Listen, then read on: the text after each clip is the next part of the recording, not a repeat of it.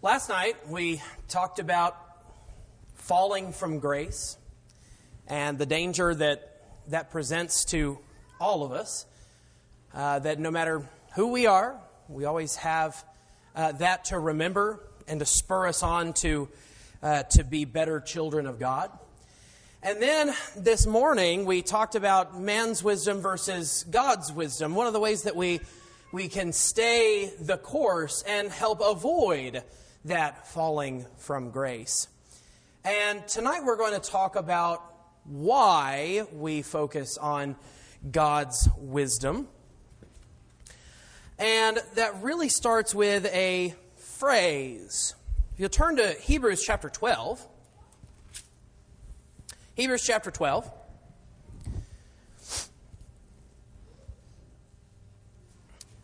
I've already mentioned this before, but in case you haven't had a chance to hear it yet, context is of great importance to me. How context works with whatever a passage is saying, and whenever I see people start taking things what's called exegetically, which means taking it out of context, I sit there and I start rubbing my temples and I go, oh dear. But one of the ideas that I have, it's my only issue with the Bible, and it has nothing to do with God, it has everything to do with what man has done to the Bible, is chapter divisions. I hate chapter divisions. So many chapter divisions, especially in the New Testament, are somewhat of an anathema to me. And right here, Hebrews chapter 12, verses 1 through 3 primarily really belong in chapter 11, and chapter 11 actually belongs with chapter 10. But that's the way this goes, right? These are letters. They're not meant to have breaks. The only reason why we have chapter and verse breaks is so that I can tell you where to turn. That's it.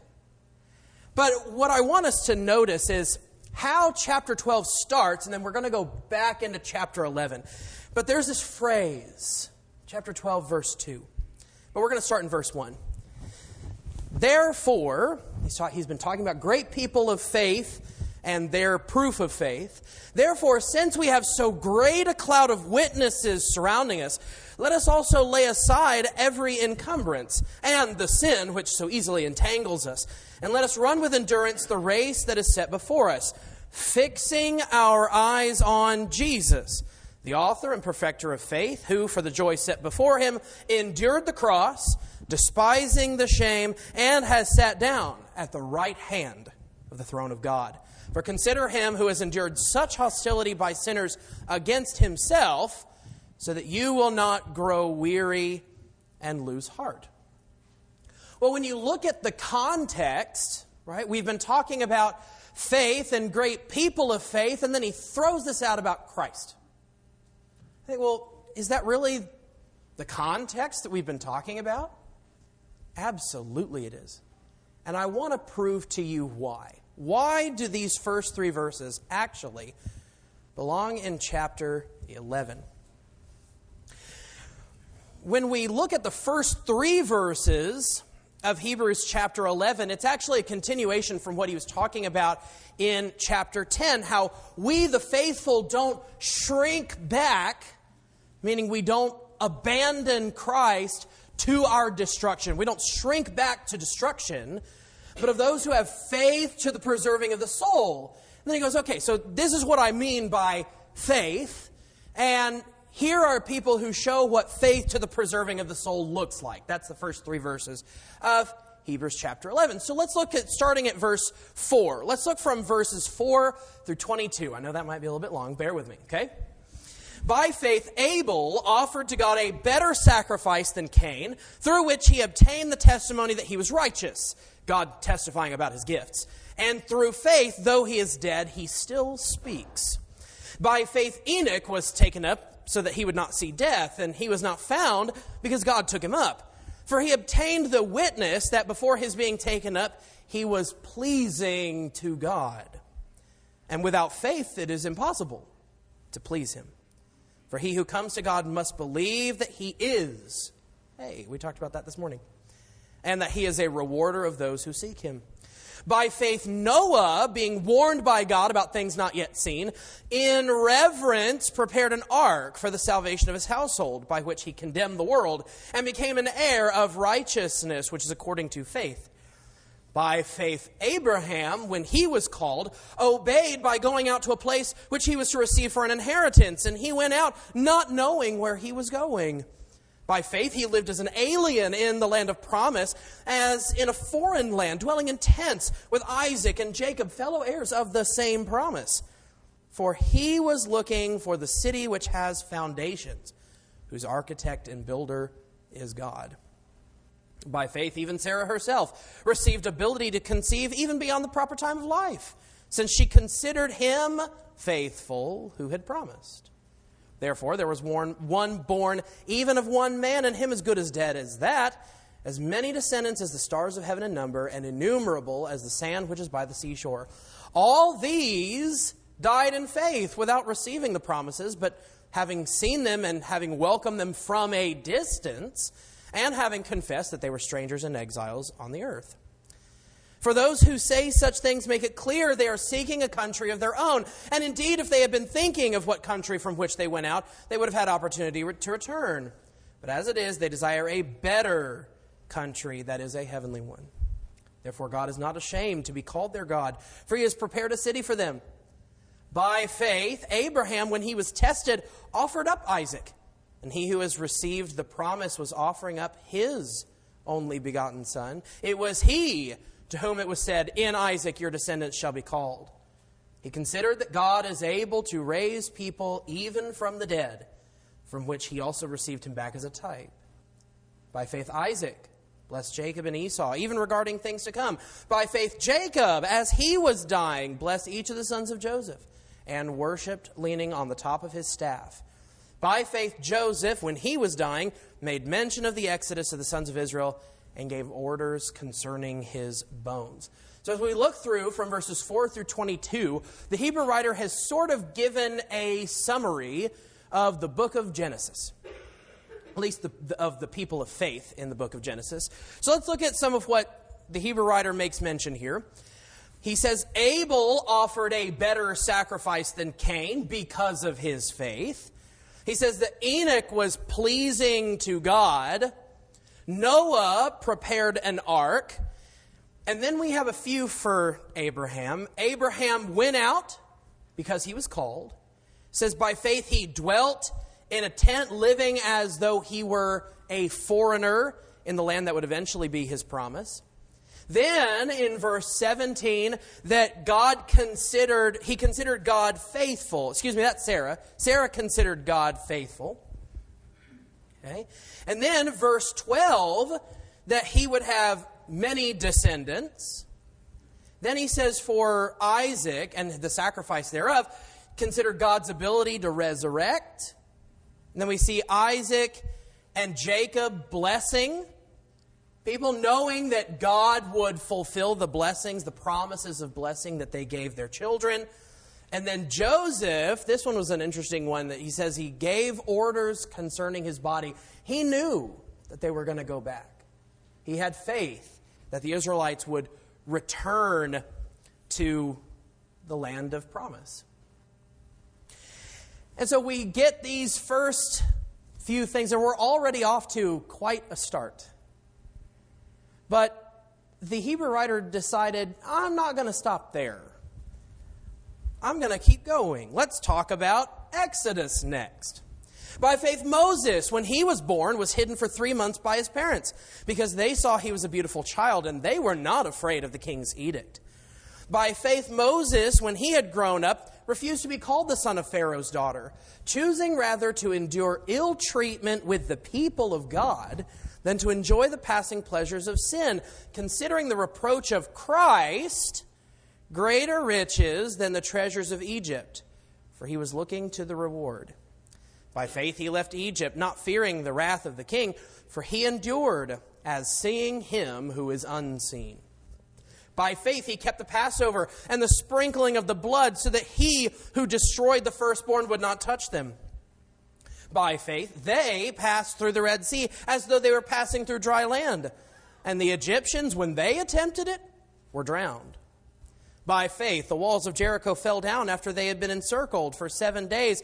By faith, Rahab the harlot did not perish along with those who were disobedient after she had welcomed the spies in peace. And so he starts going through Exodus, and I don't know what the Hebrew writer was necessarily thinking, but then he decided to skip ahead a little bit and get to Joshua. But let's look at what we have here. So we have Amram and Jochebed were not afraid of the king, which is, it's a funny combination, right? They hid Moses because they weren't afraid. Kind of an odd mixture there, but that's what the Holy Spirit tells us. So they were not afraid of the king's edict. And then we have a few from Moses, that he gave up his life, right, being Pharaoh's daughter. And then he says that he chose to endure ill treatment with the people of God and considered the reproach of Christ greater riches. Do you think Moses had any idea that he was thinking about Jesus Christ? I doubt that. Maybe he remembered that he was thinking about when he wrote down the beginning of Genesis with the curses and yet the promise of the seed. Maybe that's what he was thinking of. But he knew that God had something. He knew that God had something ready and prepared. And whether he knew that was Christ or not, he knew that whatever God had planned was far more important. And then it says that when he left Egypt, he endured seeing him who was unseen. And I love that because God then gives him the pleasure of seeing him all the time.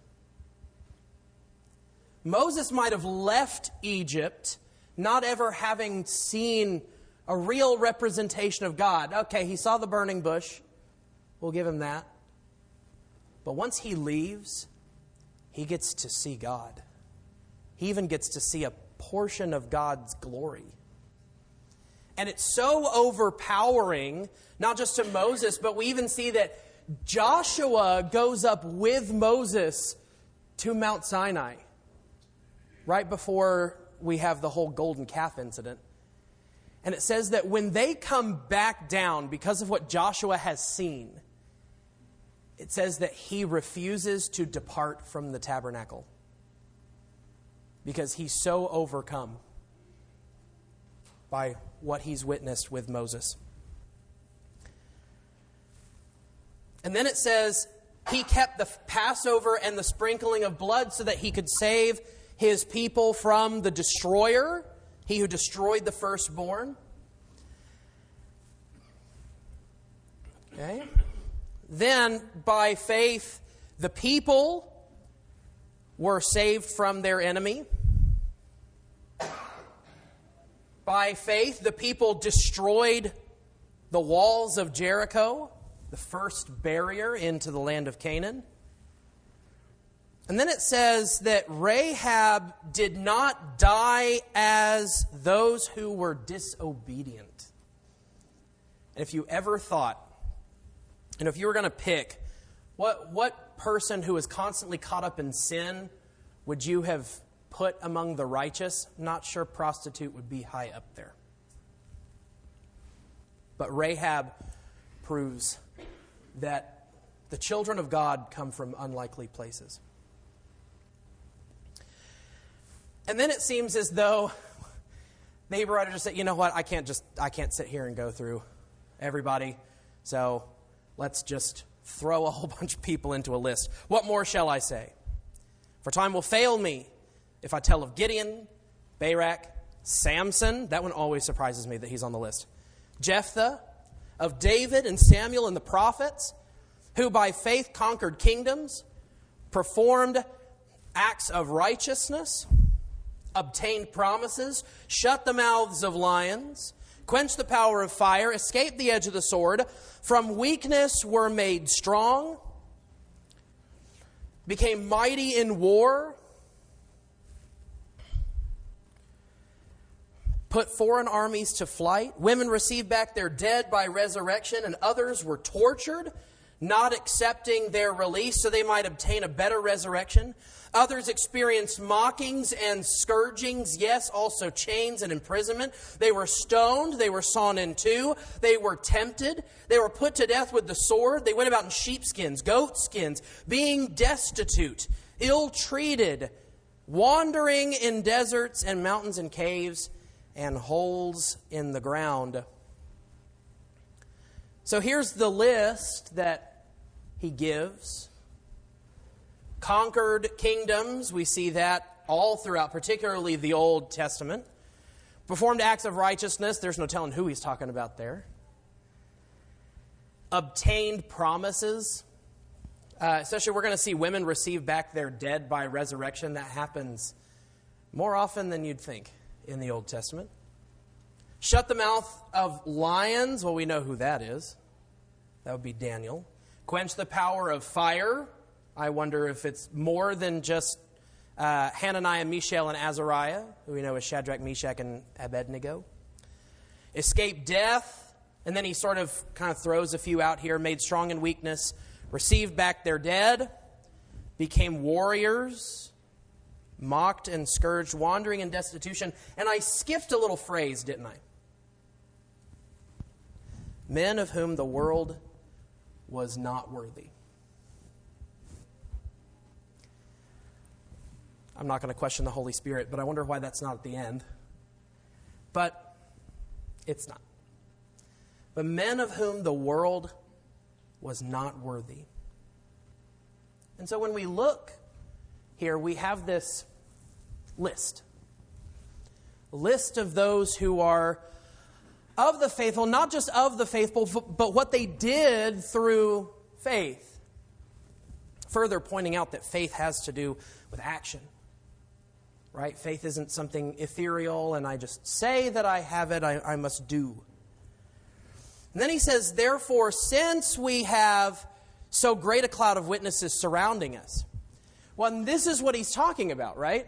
This is a cloud of witnesses. Now, we often think about this idea of the cloud of witnesses as people watching. They are witnessing, they're watching. It's not what this word means. Their witnesses means they're testifying in court. They're testifying in the court of our lives.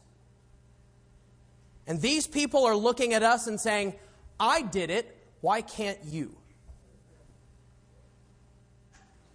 And then as he says, since we have so great a cloud of witnesses surrounding us, then he says, let's now fix our eyes on Jesus. And I was reading this, it says fixing our eyes on Jesus, and I said, where is he getting that in context? And then I went back through chapter 11, and when I got to the verse 26, considering the reproach of Christ greater riches than the treasures of Egypt, it started to dawn on me. The reason why this is here, and then he points out Jesus, is because Jesus did every single one of these things. Jesus offered a better sacrifice than anything from the old law. And a better sacrifice than anything anybody could ever do. He was pleasing to God. He prepared himself as an ark for our salvation. He went out, and maybe he didn't specifically dwell in a tent, but the idea of dwelling in a tent is the idea of wandering. And he says that the Son of Man has nowhere to lay his head. Jesus was constantly considering God faithful, that he knew God would give him what was promised. And he kept telling them that, don't worry, I will come in glory and rule at the right hand of Jesus, of God the Father. He knew that. Did he have it yet? No. But he knew God would give it to him. Jesus has conceived many who follow after him, who model themselves after him, and who are in his image. Jesus knew that God would resurrect him. Jesus blessed others. Jesus told us what to do with his body. Jesus never blinked when looking at any ruler of his day. Jesus tells us that he gave up everything. He gave up being God.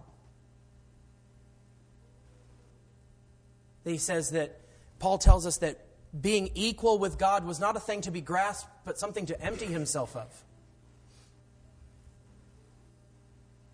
He chose ill treatment. He knew that the reproach of what he was going to go through was greater than anything the devil could have promised him in Matthew chapter 4. He endured seeing his Father, who was unseen. He saved his people from the ultimate destroyer. We're saved from the enemy. He destroyed all kinds of barriers, whether it be national barriers, racial barriers, whether it be gender barriers.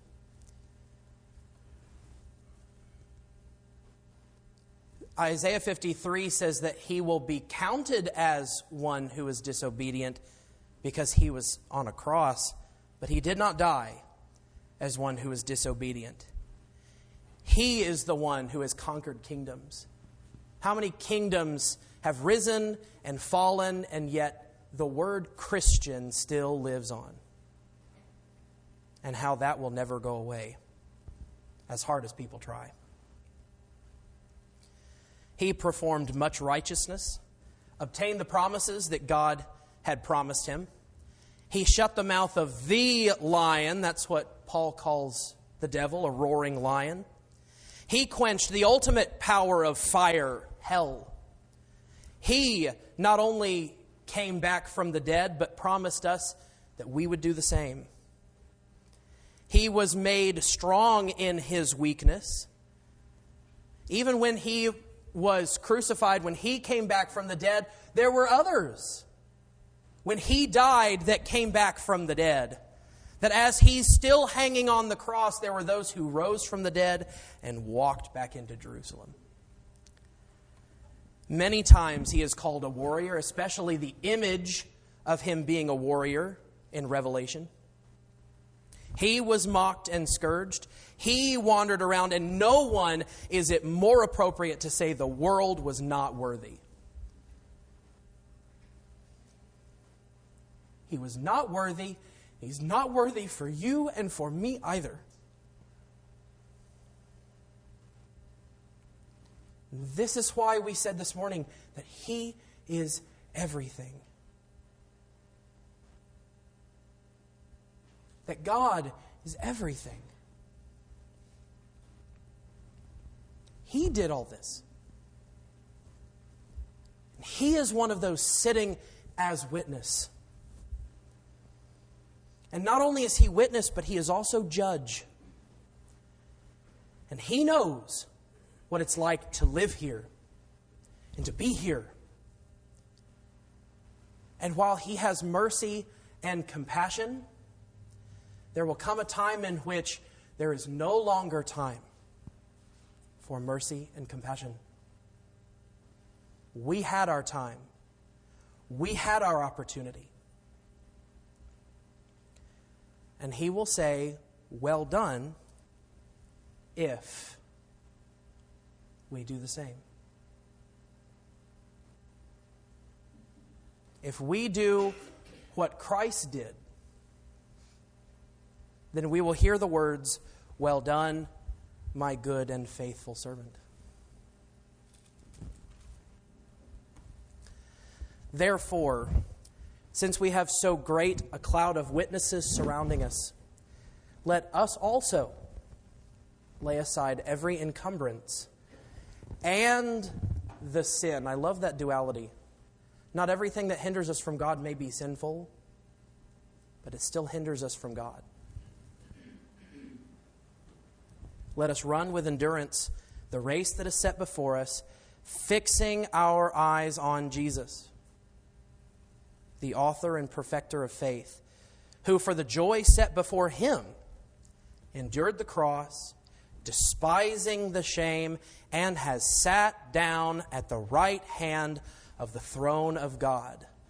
For consider him who has endured such hostility by sinners against himself, so that you will not grow weary and lose heart.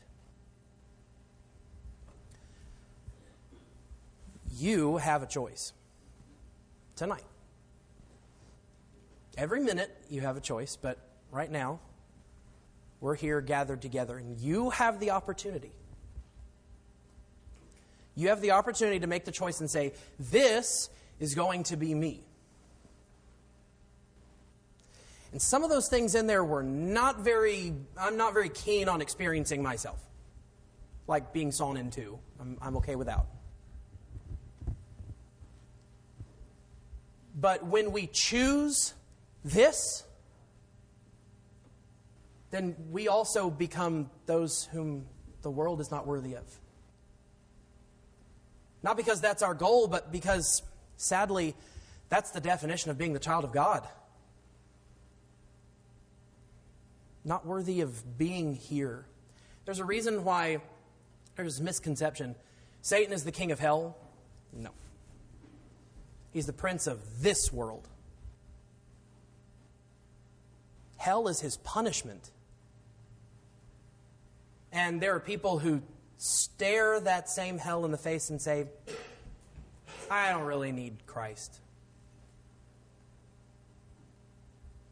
You don't need to be like that. You can make these choices, and these choices are hard. And if you think that being a Christian was supposed to be easy, oh, honey lamb child. This is nothing but dealing with hardship. We have joy here. The fact that you're here should bring you joy. But the joy that we have coming, that's what we're looking for. And the wonderful thing is, isn't it wonderful that heaven is not the goal? Isn't that wonderful? Heaven is not the goal. Living with God for all eternity is the goal. Having someone who is already here in my life being my goal for all eternity is so much better and easier because he's already in my life. And all I'm doing is looking to be with that same God for all eternity. The fact that it happens to be a wonderful place of peace and rest is icing on the cake. Jesus knew that. And he's looking at us and saying, why don't you see that? And I am proclaiming, and I hope you go out the doors proclaiming, I do. I do understand that. I understand that God and Christ is everything I'm looking for. So, are you washed in the blood? That's, as we said last night, it's really the start of our journey, is being washed in his blood. And from then on, we must continue to live as the faithful. And as we just read, it's not going to be hunky-dory.